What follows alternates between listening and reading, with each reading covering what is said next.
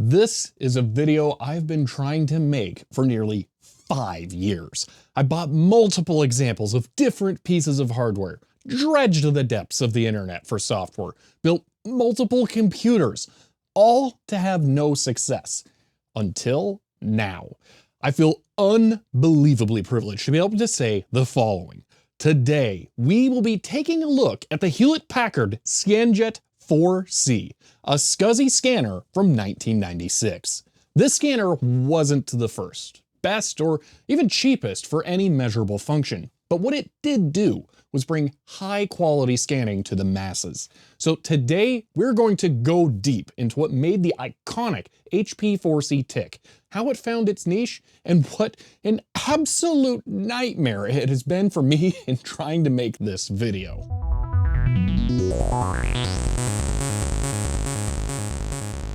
Scanning today is an afterthought for most people 2 times over. Scanners were great for preserving photos and archiving documents. Now we've had digital cameras for so long, most people are probably more used to trying to figure out what dongle you need to read an SD card. So the idea of picking up your freshly developed photos from the corner store to bring home and scan will seem completely foreign to most now, but this was on the mind of computer users in the 90s. Scanners were one of those technologies that was around, but not viable for most people for a long time. Kind of like how PDAs slowly evolved into smartphones. Color scanners were available at least as early as 1989. At that point, the 300 DPI this Sharp JX40 claims to do was difficult enough to achieve from just the hard drive space needed to store an image of that resolution alone.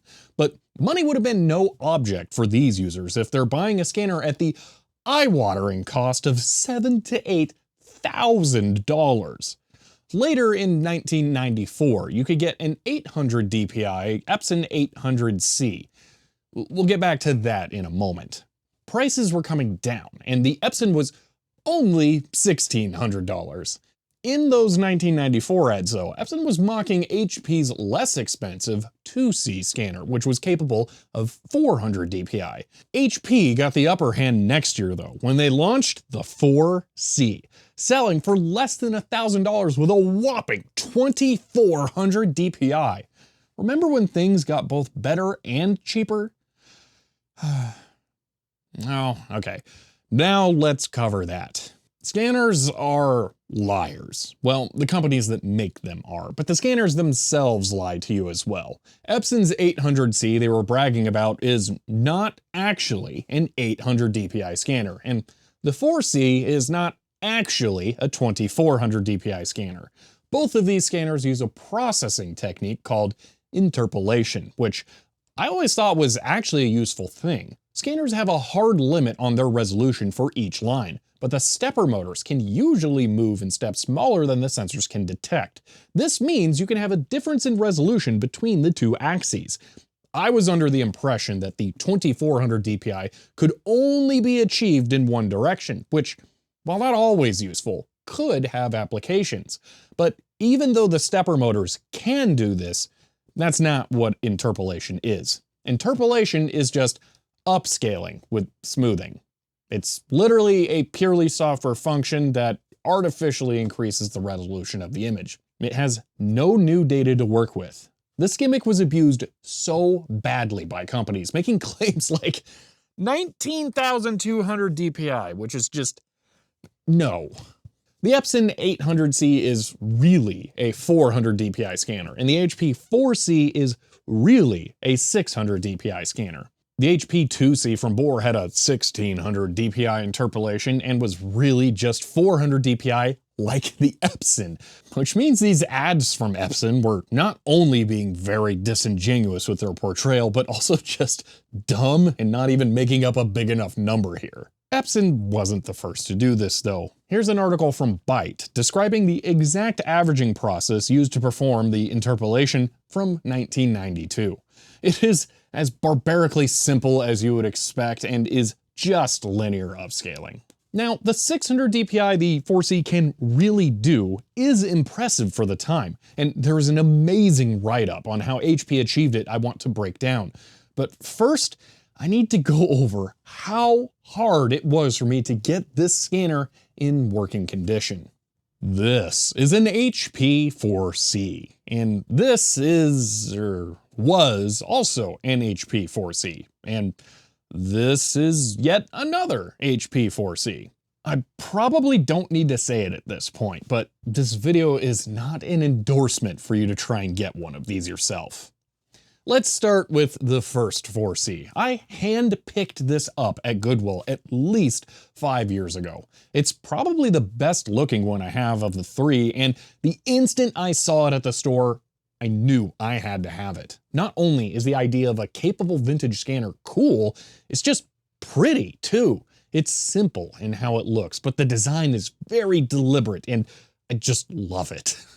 But it never once has scanned for me, and I still have no idea why. I tried filming a video about this in 2018. The concept was to unbox the SIG SCSI card I picked out for the new Windows 98 PC I built and get the scanner up and running with it. After hours of struggling, I had to give up because the scanner never did anything other than move the carriage a bit and turn on the lamp. I didn't even have a great source of info or drivers for it, and I didn't know if the SCSI card worked at all, let alone with the scanner. So I shelved the project. In 2019, I built my 486 computer and did a whole video on that. What I didn't film though was making another attempt using the HP 4C with that computer, which was actually one of my motivations to get that computer going. After my first attempt, Tomatolicious mailed me an ISA SCSI controller, and I wanted to try it with an older computer with Windows 3.1.1, which is what the drivers I'd found so far were meant for. This also didn't work. So after more research, I decided to try and get my hands on the original SCSI card for the HP 4C, thinking that could be the problem. 2020 rolled around and I managed to get what I thought was the answer. An HP CMC 2520 with a Symbios 8-bit SCSI controller. I just finished the Windows 95 25th anniversary PC rebuild and thought this was the perfect time to get it working again, but no. Even with the correct card on a brand spanking new install of Windows 95, I couldn't get the scanner working. Despite not ever finding any faults with the scanner after checking it as best I could, the only thing I could do at this point was assume that the one I had was bad, and I figured I should try and get another one. I wouldn't find a scanner that felt like the right one to buy until 2022.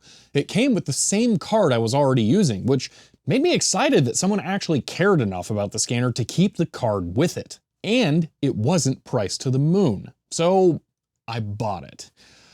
I filmed opening the box it came in for a video because I thought this was going to be it. I would finally have a working 4C. I was so wrong. It was destroyed. That is quite broken. That's exactly why I haven't ordered one online. Great.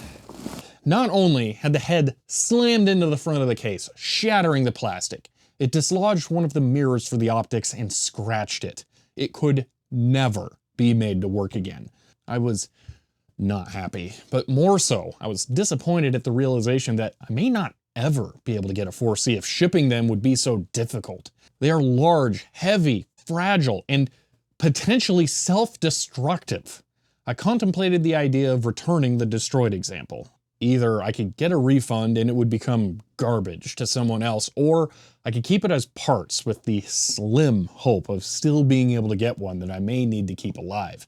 So I kept it. And in a live stream on Twitch, I tried mixing parts between the two units to see if I could Frankenstein a working one. It didn't work, but I went into it expecting that result, so I wasn't really disappointed. I was, however, stunned to find one of my viewers, House, actually had a working 4C and a driver CD I'd never found any copies of online before. They were able to image the disk and detail their setup. They were using the 16-bit ISA card I tried in my 46, so I mirrored their setup, but still, I could not get my 4C working. They also noted, though, that mine behaved differently than theirs. My light always stayed on when theirs would turn off after a few seconds. This was the final bit of info that told me something was truly wrong with this scanner because it was likely failing some sort of self-diagnostic. Well, not good news, this was actual progress. Everything, every test, every card, every driver was all meaningless because the hardware was bad. The only way forward was another scanner. I've said it before. I do not make sensible choices. And in this year, 2023, I bought a third HP 4C on eBay. But this time I contacted the seller afterwards and asked them to do two things. First, to lock the scan carriage. There's a switch on the back that holds the assembly in place for shipping, but it is plastic and approaching 30 years old. So it's very possible it could break and still have the carriage sliding around loose. So I also asked if they would be willing and able to open the scanner and put padding inside. I heard back that they would give it a try, and then later it was shipped. It arrived and I could not have been more impressed with how well it was packed. I didn't film opening it because I was done recording until I actually made some progress, but they did exactly what I asked, and when I powered it on for the first time, the light turned on exactly like it should. I had hope.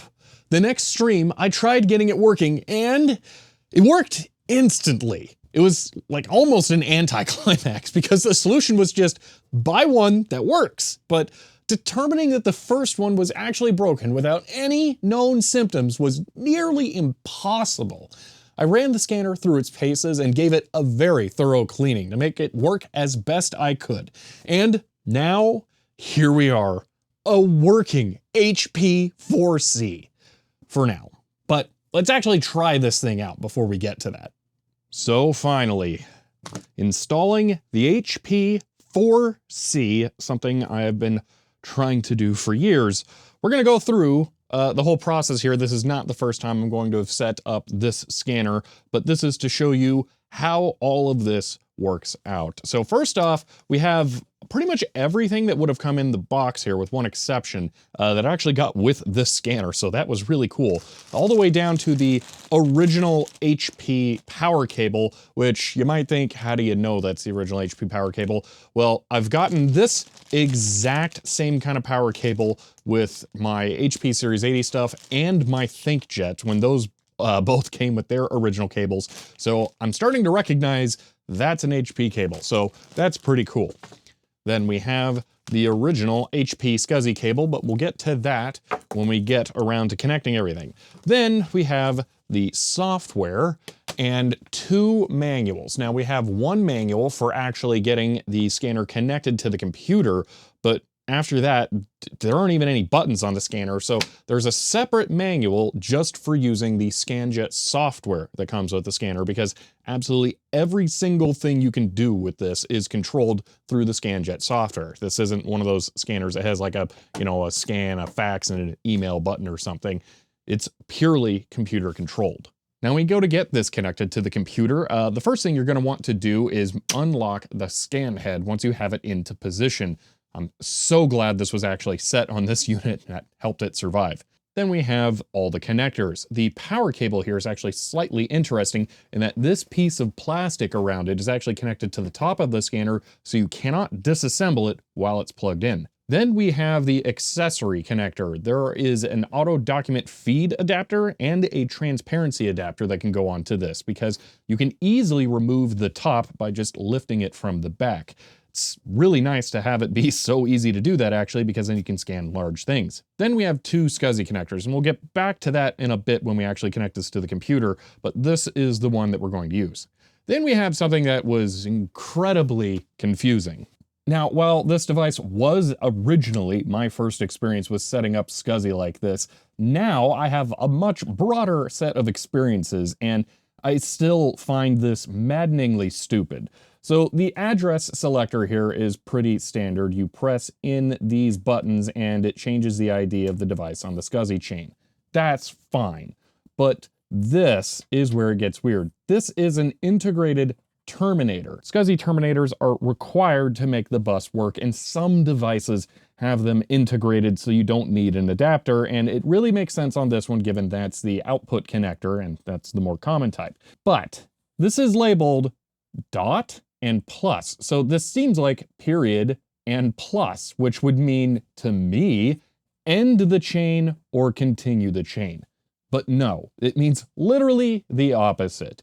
Plus is add the terminator, and period, I think, is actually meant to be a circle for a 0, which is terminator off. The manual explicitly states it should be set to plus if you're setting it up for the first time where it's the only device, and it should be set to the dot or 0 if it is in the middle of a SCSI chain. Why this couldn't have just said on or off is just beyond me. Now, to connect this to a computer, I'm going to need a SCSI card, and this listing did not come with the SCSI card, despite being so wonderfully complete in all other ways. Now, I have 3 of the 8-bit SCSI controller for the 4C here, but we're gonna go ahead and not use those this time. While I am very certain these are meant for HP scanners, I have evidence that this one is not meant to use one of these. The installation manual very clearly shows the 16-bit card. Now, coincidentally, I have revisions B and C for the 8-bit controller and 2 different revisions for the 16-bit controller as well. I don't know what has changed between them, but we're gonna go ahead and use the one that has switches on it because, I don't know, it worked. Later, we're gonna use this with a PCI Adaptec SCSI controller, and it's gonna work fine there too. So I don't think the SCSI controller actually makes that big of a difference. I've read and heard about these requiring a specific SCSI controller, but now that I've actually been able to get one working, I've been able to experiment, and I've found it's fairly compatible with SCSI controllers. Maybe not SCSI 3, I don't know, that gets a little weird. Now, I will be putting it in this Inwin, I believe S500, it might be the A500 cased computer. And this is a system I've been working on for testing Hydro Thunder arcade stuff, but it is a slot 1 board that has ISA slots, so it works out quite well for this. And since it is an Inwin 500 series chassis, I can slide out the motherboard for even ease of access here. And there we are, SCSI card installed. Now to connect the scanner to the computer, all we have to do is plug our SCSI cable into the controller and then into the scanner. All right, we are ready to try it out. So the first thing we need to do is turn on the scanner, which we can then watch it wake up there. That's lots of fun because the SCSI controller will need to find all of the devices on the SCSI chain when it powers up, so you need to do that. But with that on, we can now turn on the computer. All right, with the system started, we're gonna go ahead and begin by installing the driver CD. Now, you can see on the disk itself here that it actually comes with a number of programs included. We're gonna start out by installing DeskScan 2. This is HP's scanning driver software combination thing. And that's what I was talking about, that the scanner is completely software controlled. DeskScan is how you control it. Now the disk has an auto run launcher for installing all the different software, and this one, OCR software, will be particularly fun to check out, but we're gonna get the scanner working first here, and then we'll go back and we'll install that and the image editing software that I think we're gonna end up needing, and it may not even be good enough, but we'll find out in a moment. There's nothing particularly special about this software, so it doesn't matter too much, but we will have to go through and configure our SCSI controller, and this does support the 8-bit SCSI controller, so I should be able to use the other one with this, but this would also work with a different SCSI card, but we're gonna use it with the 16-bit ISA one. All right, after that reboot, we have DeskScan 2 available. And here we are, DeskScan 2 running, and it has detected the scanner, which that took a long time to get there. Now, I did skip a step that you actually have to go through and manually tell it to install a driver from the disk. But once you do that and don't use Windows 98's integrated drivers, it ends up working great. So let's go ahead and do a scan here. We're gonna do, I mean, obviously it seems appropriate, scan cover of the manual. So we'll go ahead and do a monochrome scan of that. and see what happens. So we'll select black and white photo, and then path is a little weird. The manual for DeskScan 2 goes into this, but basically, the entire workflow for a scanner like this at this time period assumes that you are digitizing something to duplicate it. So it's asking, what is your destination printer? And then it has different DPIs associated with these, and that's how you set up your scan. So I'm actually going to pick screen, which means that I'm duplicating to that. It's a really weird thought. And then it says the DPI is 75. So this will be a 75 DPI monochrome scan by default. We can change that in a bit here, but the way that it hides and shows and uses DPI is very weird and frustrating. So we'll go with this for now. So let's get a preview. It's got to warm up the lamp first.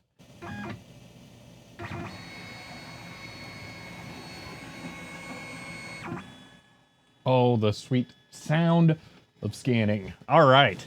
So this is our document here. We can hit auto expose on that, and that will adjust our brightness and contrast to maximize the white and black levels on there. And then we'll go ahead and we will just do a scan at what its default settings are here. And I'm going to save it as a bitmap here. So let's go with HP 4C install manual. Oh, cool. Does it not support spaces and folder names? Didn't notice that before. That's a little odd. Let's check my documents to see if it's actually there. Okay, it is. Weird. And there is our scan. Oh, that's nice. Now this is only 75 DPI, so it's really low resolution. We are just capturing the essence of what the document is. We are not seeing anything about the print quality or anything like that.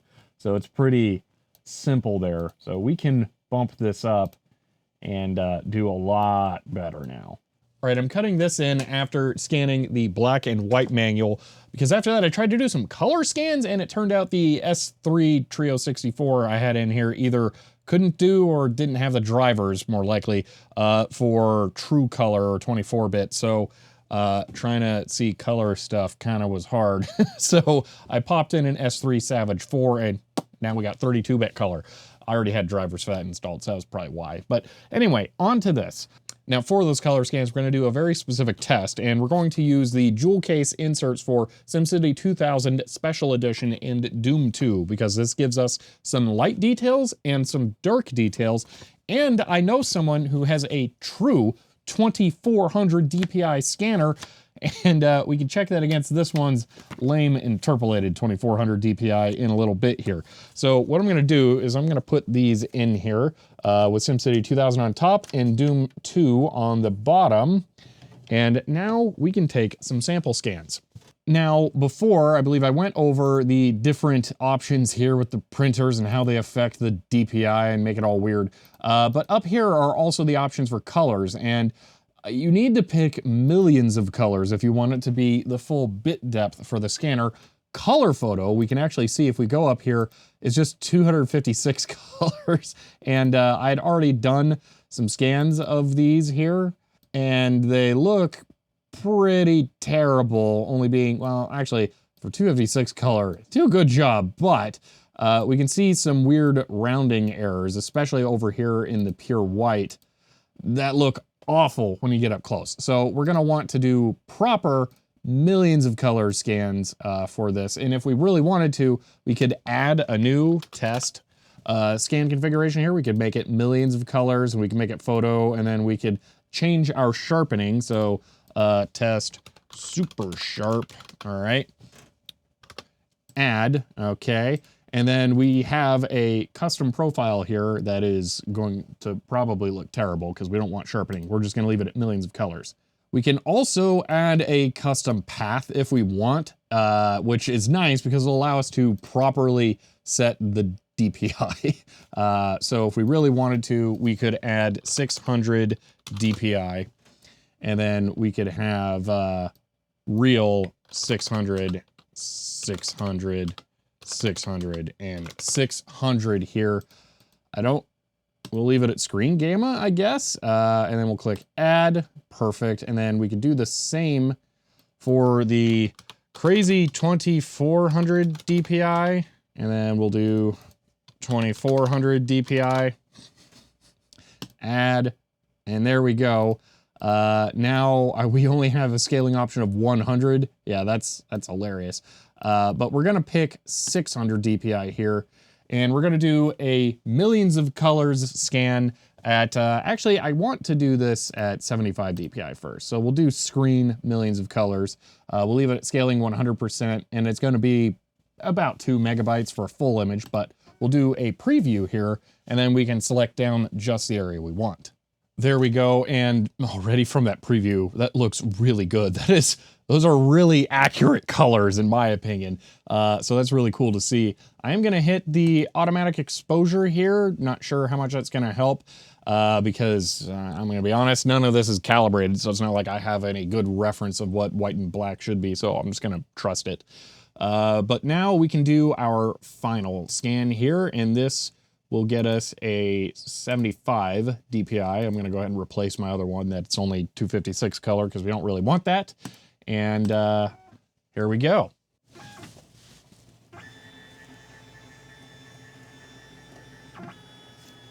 That was it. That was a whole 75 DPI pass in that amount of time. That's impressive. So if you just wanted like quick, like easy to get image scans without having to wait or have it be super high resolution, oh, that's so good. Wow, that's so much better. Yeah, it can work really, really fast. Dude, that looks phenomenal. Wow. Holy moly. All right, let's bump it up to 600 DPI now. It's going to be a 47 megabyte image. Now, our computer has 64 megabytes of memory. So I think it can open that, but we'll find out. Hear it doing something a little different this time? Let me move the camera and show you. When I turn off my lights and move the camera to the side, you can see the scan head is moving back and forth constantly on this scan. And that's actually down to the SCSI controller and the host. And I'll talk more about this later, but it's kind of interesting what it's doing here. But we'll get back to that. And for now, let's just focus on how the image looks. I bet when we open this, it's gonna look great, if it'll open. Fingers crossed. That's a lot of memory. Windows is having a good long think about what I just did. Yeah, so I kind of figured this was gonna happen at some point here. This scanner is capable of generating images that just, oh my gosh, look how slowly that drew. That computers from this era really aren't up to the task of handling at full resolution. So yeah, that was just 600 DPI. At 2400 DPI, it's just gonna say, no thank you. I'm hoping that the image editor on here will be able to handle it by only reading parts of it from the disk, streaming it essentially from the disk, and then keeping only like a small amount of memory needed for what's on screen. But we'll see once we install it, because I'm not even gonna bother trying to open the 2400 DPI one in Paint. It won't do it.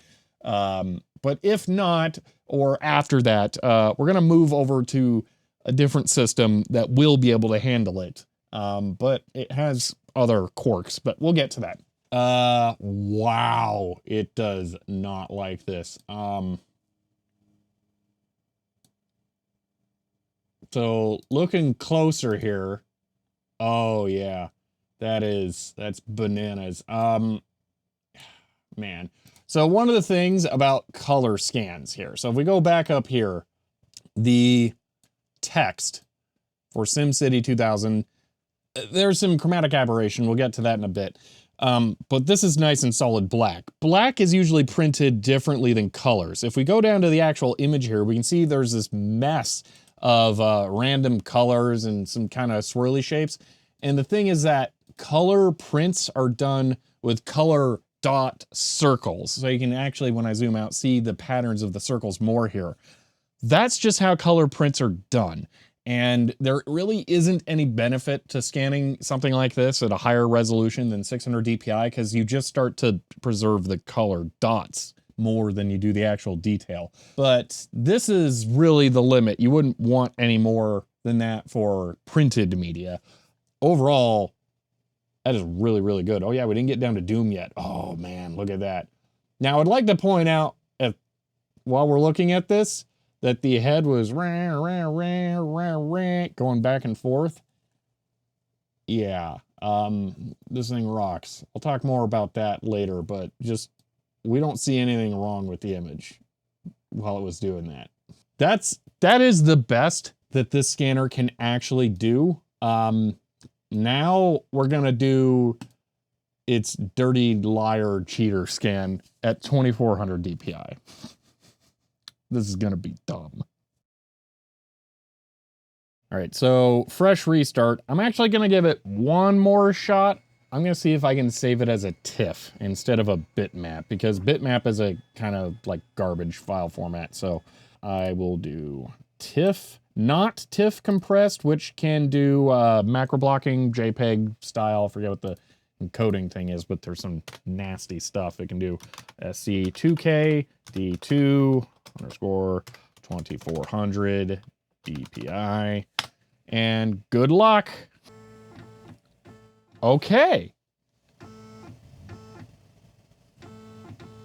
So I was wondering about this, and I guess this answers my question. Listen to this thing.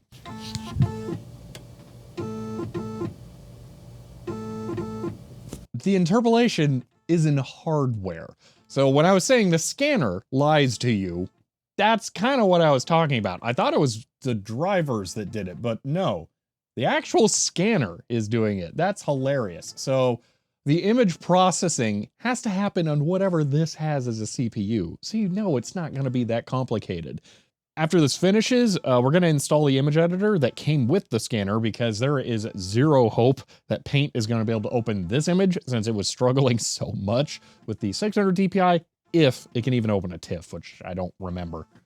Okay, let's launch this and see if we can open that enormous image that we just created. So my documents, there we go, TIFF, uncompressed, 22,000 pixels long. That's just dumb. All right, open.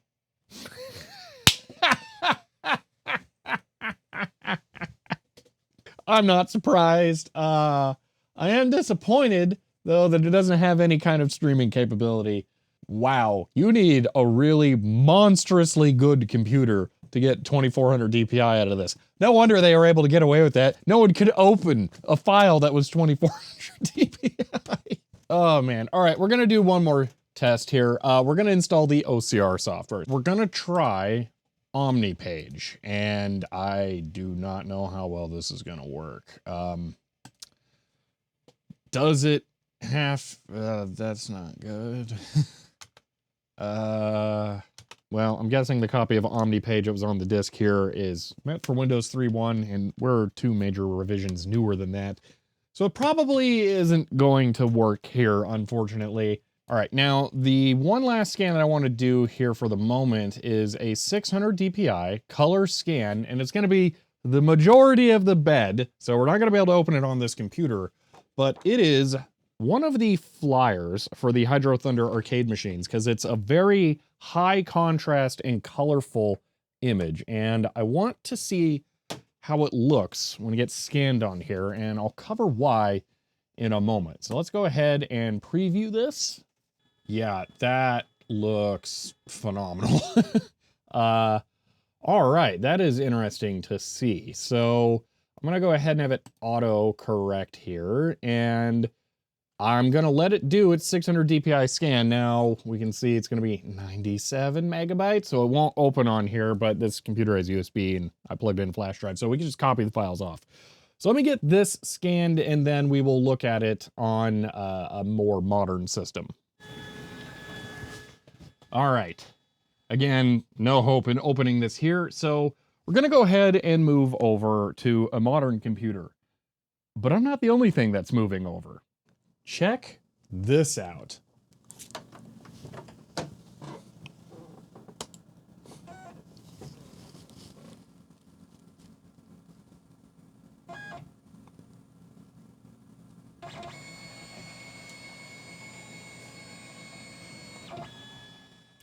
That is the HP 4C scanning from modern Linux.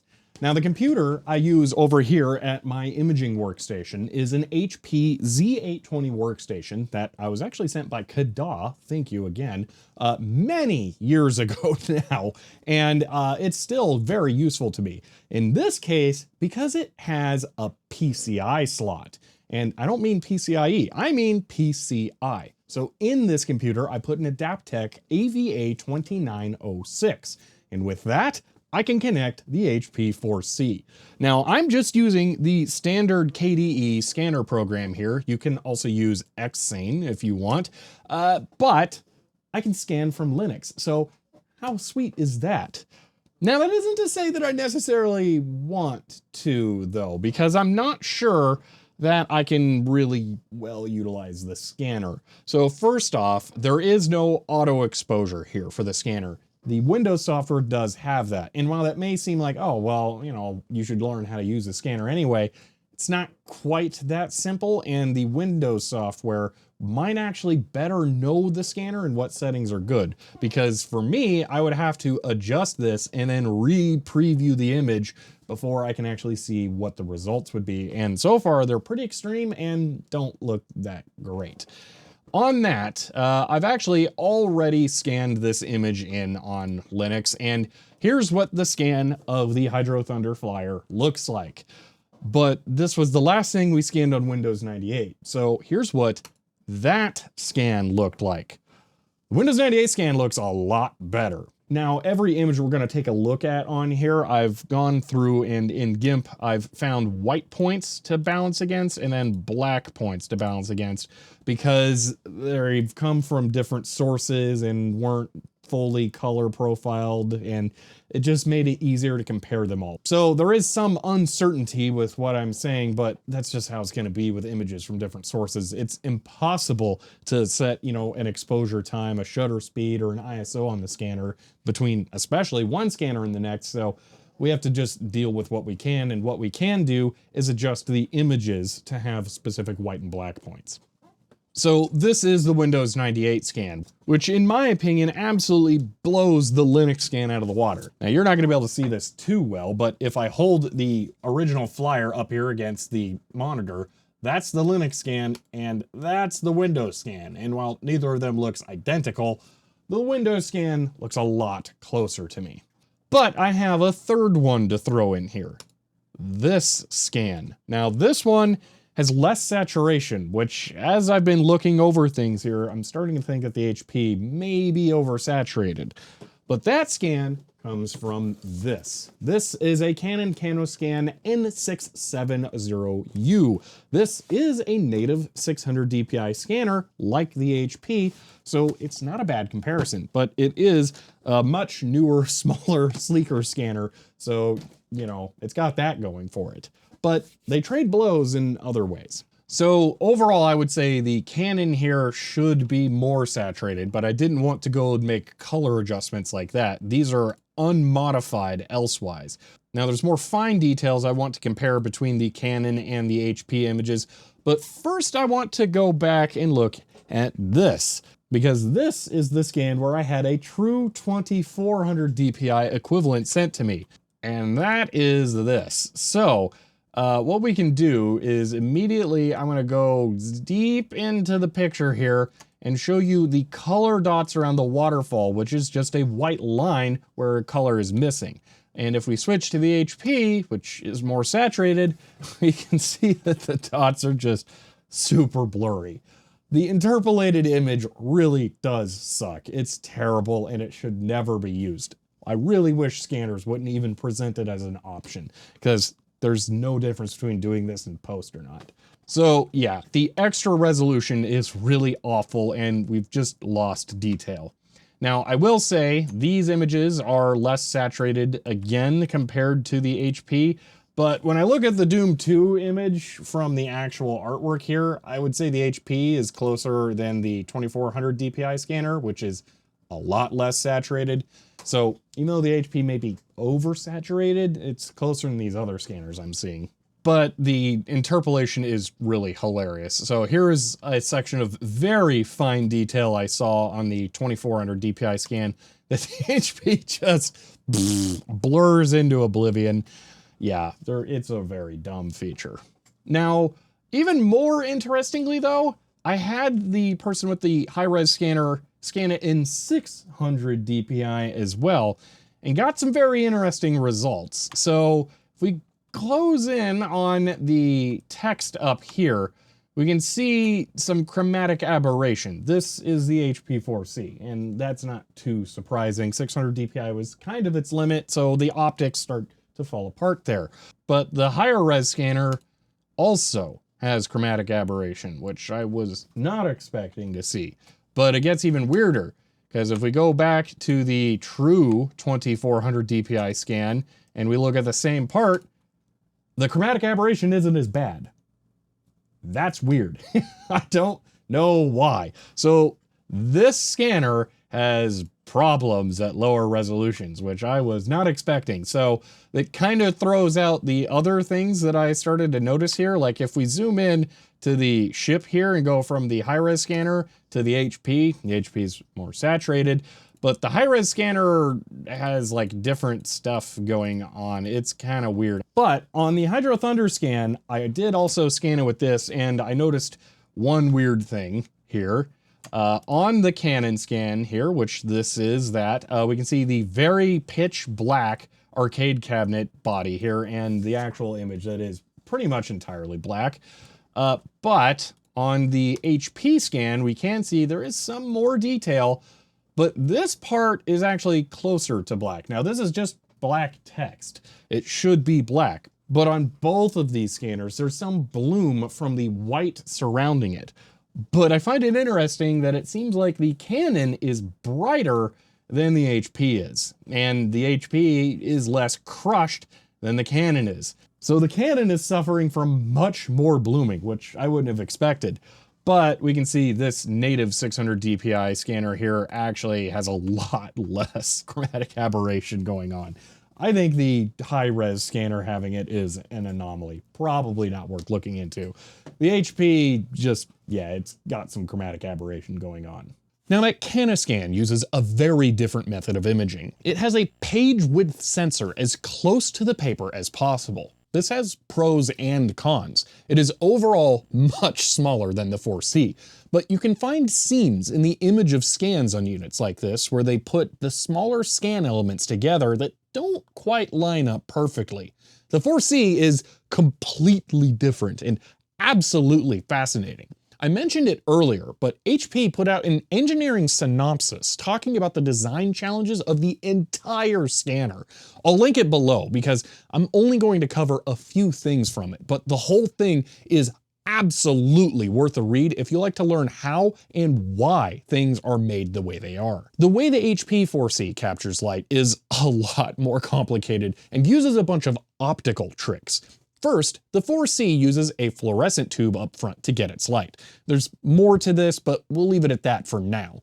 The light goes through the glass and bounces off of the paper. The light will bounce in all directions from a large section of the paper, so there is a narrow slot mask used to get light only from a small strip of the page. The sensor is not under that though. From there, it is reflected 4 times through a set of mirrors in the aluminum carriage. It was one of these mirrors that fell off and getting scratched that did in the destroyed scanner. The light is reflected like this to shrink it down from the page width before it's sent off to the side. It passes through a final set of focusing lenses before the really cool magic happens. The sensor in the 4C is a dip chip with a 3-line CCD. The CCD does not contain bare color filters itself like modern image sensors do. Instead, light is sent through reflective prisms to split the red, green, and blue light to individually land on the 3 lines of the CCD. This is so cool to see, but also very precisely made and fragile. The prisms are just glued over the CCD, which is a terrifying prospect as time goes on and makes me even more grateful to have one work after shipping it. Another interesting anecdote from the engineers covers how the scanner handles slower connections to a host system when sending high bandwidth data. If the host system can't receive a fully continuous stream of data from the scanner and needs to pause as it processes the data, the scanner will remember where it was on the paper, move the carriage back, and when ready, start moving it forward again. This is why the head moves back and forth when doing a color scan. As we saw, it splits the colors for each channel optically, and it can easily do a single pass at a lower resolution. But the impressive part isn't that it knows to move the head back, it's how well it aligns the image, considering it is doing that constantly. The document details how they have to count a specific number of lines for different parts of the process to make sure it matches up. I've seen plenty of bad scans from troublesome scanners with issues related to starting and stopping, so it's cool to see an earlier scanner like this handle it with ease. The last thing to mention is on the bottom. This metal part here covers the main logic board, which is located on the bottom and surprisingly small, but I don't care about that. What I want to talk about is this piece of metal. This plate only exists to add a giant current sink for ESD protection. This was a kludge design that sounds like it was probably added towards the end of development. But what I love the most about it is that it has a name, the Big Metal Plate, or the BMP. Given that this was designed in the mid-90s, there is only one thing they could have meant by that.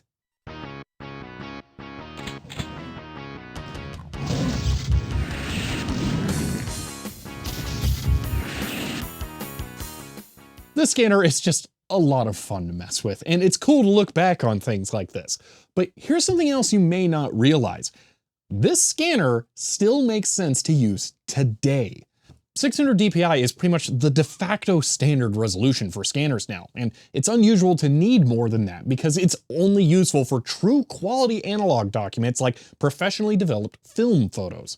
My typical corner store developed photos don't even benefit from higher resolutions because they aren't made well enough to have more detail. I know someone who just bought a brand new high-end printer scanner combo from Canon. It's only 600 dpi.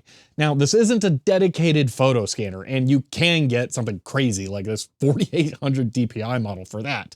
But 600 dpi is perfect for printed media like the type of stuff I work with. Now, the minor image issues with the optics are a concern, but there is another reason I may not want to use this long-term for my archiving projects: the fluorescent light. This is a problem for all scanners with tubes for a light source. They don't last forever. Take this original Apple Color 1 scanner, for example. It doesn't work because the bulb is dead. Now, this looks like it might be a standard bulb type, which could explain why there are some of these available to replace it online. But this isn't the case for the HP. First, the bulb is part of a module on the scan carriage. It's pre-wired and glued in, so a replacement would have to be more than just a tube. But it gets even worse, as this is a bulb that HP fine-tuned to get the best color response out of. It's a custom part, and it is not possible to get a replacement. It will fade and fail over time due to how these bulbs work. It is inevitable. Now, I do actually have 2 more bulbs since I have 3 of these, but they're all from used scanners with time on them. As I'm reading this script, I don't even know if those bulbs are good, so I'll let future Shelby test them here and let us know. One appears to be good. So I likely have 3 functional bulbs. But even if I can use them, if I make it my daily driver, there will still be a day in the probably not too distant future I will turn on my working unit, and the light will never shut off correctly. The HP design document states that the error symptom on the first unit is also a failure state of the lamp not getting bright enough. I spent so long trying to get one of these, and I like it so much for its engineering and design that I don't really want to run it into the ground. So for now, it will go back on the shelf, but I will be all too happy to pull it out now and again to play with it.